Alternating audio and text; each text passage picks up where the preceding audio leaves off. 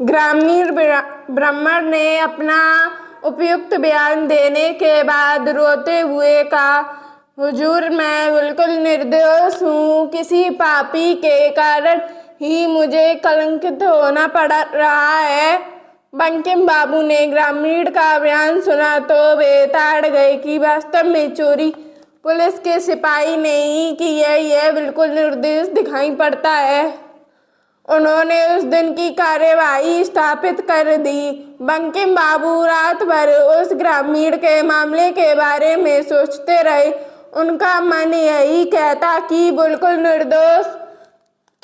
बिल्कुल निर्दोष है। सोचते सोचते उन्होंने मामले की वास्तविकता का पता लगाने की एक युक्ति निकाल ली।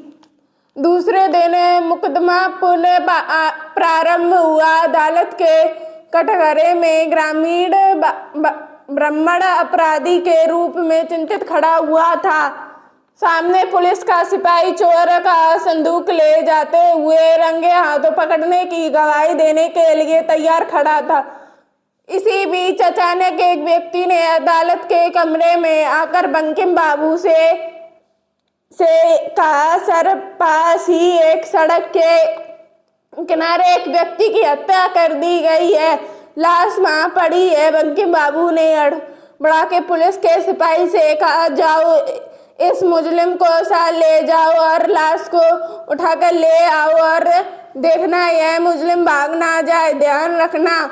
दोनों मजिस्ट्रेट का आदेश मिलते ही चले गए। सड़क के पास देखा कि एक खाट पर लाश पड़ी है। ऊपर खून से लपटा कपड़ा ढका हुआ है। दोनों ने चारपाई को उठाकर सिर पर रखा और चल पड़े।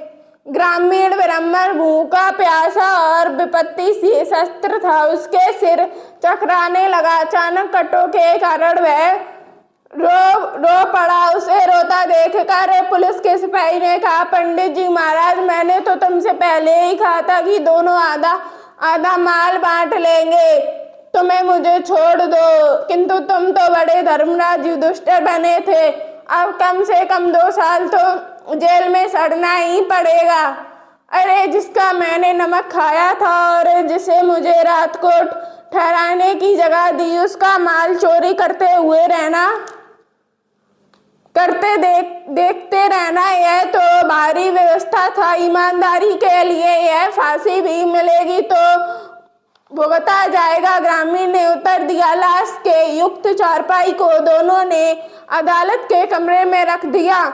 मुकदमा प्रारंभ हुआ। पुलिस के सिपाही ने बयान के बाद अचानक चारपाई पर से खून के लथपथ चादर को फेंककर एक आदमी उठा और उसने रास्ते में पुलिस के सिपाही द्वारा कही गई बात अदालत में सुना दी। श्री बंकिम चटर्जी ने तुरंत निरपराध ग्रामीण ब्राह्मण को सम्मान मुक्त कर दिया और पुलिस के सिपाही को चोरी और जलासी के अपराध में दंड दिया गया।